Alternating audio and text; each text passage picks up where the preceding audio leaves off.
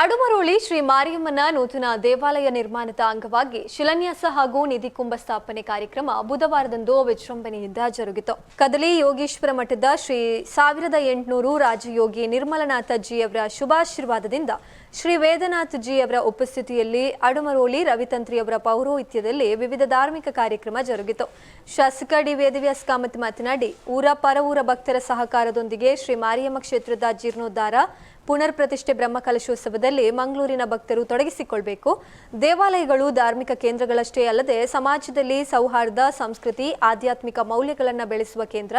ಸಾರ್ವಜನಿಕರ ಸಹಕಾರದಿಂದ ದೇವಸ್ಥಾನದ ಅಭಿವೃದ್ಧಿ ಕಾರ್ಯಗಳು ಯಶಸ್ವಿಯಾಗಿ ಪೂರ್ಣಗೊಳ್ಳಲಿ ಎಂದು ತಿಳಿಸಿದರು. ಮರೋಳಿ ಶ್ರೀ ಸೂರ್ಯನಾರಾಯಣ ದೇವಸ್ಥಾನದ ವ್ಯವಸ್ಥಾಪನಾ ಸಮಿತಿ ಅಧ್ಯಕ್ಷ ಗಣೇಶ್ ಶೆಟ್ಟಿ ಗುಡ್ಡೆಗುತ್ತು, ಅಭಿವೃದ್ಧಿ ಸಮಿತಿ ಅಧ್ಯಕ್ಷ ಗಿರಿಧರ್ ಶೆಟ್ಟಿ, ಪ್ರಮುಖರಾದ ಶರಣ್ ಪಂಪುವೆಲ್, ಭಾಸ್ಕರ್ ಐತಾಲ್, ಬಿ ರಘುನಾಥ್ ಸೋಮಯಾಜಿ, ರವಿರಾಜ್ ಶೆಟ್ಟಿ ಯು, ಮಾಧವ ಸುವರ್ಣ, ಜಗದೀಪ್ ಸುವರ್ಣ, ದಿನೇಶ್, ರವಿ ಭಟ್, ವೆಂಕಟೇಶ್ ರೈ, ಆಡಳಿತ ಮಂಡಳಿ ಅಧ್ಯಕ್ಷ ಎಂ ನಾಗೇಶ್ ಸುವರ್ಣ ನಟ್ಟಿಲ್ ಬರ್ಕೆ, ಹಾಗೆಯೇ ಕಾರ್ಯದರ್ಶಿ ಪ್ರಭಾಕರ್ ಅಮೀನ್ ಪಾಂಪುಮನೆ, ಆನುವಂಶಿಕ ಮುಕ್ತೇಸರಾದ ಚಂದ್ರಹಾಸ್ ಬಿ, ಎಂ ಕಮಲಾಕ್ಷ ಸುವರ್ಣ, ಎಂ ಜಗನ್ನಾಥ್, ಜೀರ್ಣೋದ್ಧಾರ ಸಮಿತಿ ಕಾರ್ಯಾಧ್ಯಕ್ಷ ಕೆಪಿ ಶೆಟ್ಟಿ, ಸಹ ಕಾರ್ಯಾಧ್ಯಕ್ಷರಾದ ಹರಿಣಾಕ್ಷ ಭಂಡಾರಿ, ಎಂ ತೇಜಾಕ್ಷ ಸುವರ್ಣ, ದೀಪಕ್ ಅಡುಮರೋಳಿ, ಸಂಪತ್ ಕುಮಾರ್, ನವೀನ್ ಪಾಂಪುಮನೆ, ಉದಯ್ ನಾಯಕ್, ಪ್ರಧಾನ ಕಾರ್ಯದರ್ಶಿ ಚಂದ್ರನಾಥ್ ಅತ್ತಾವರ, ಕೋಶಾಧಿಕಾರಿ ವಾಸುದೇವ್ ಮರೋಳಿ, ಗ್ರಾಮಸ್ಥರು, ಭಕ್ತರು ಹಾಗೂ ವಿವಿಧ ಗಣ್ಯರು ಉಪಸ್ಥಿತರಿದ್ದರು.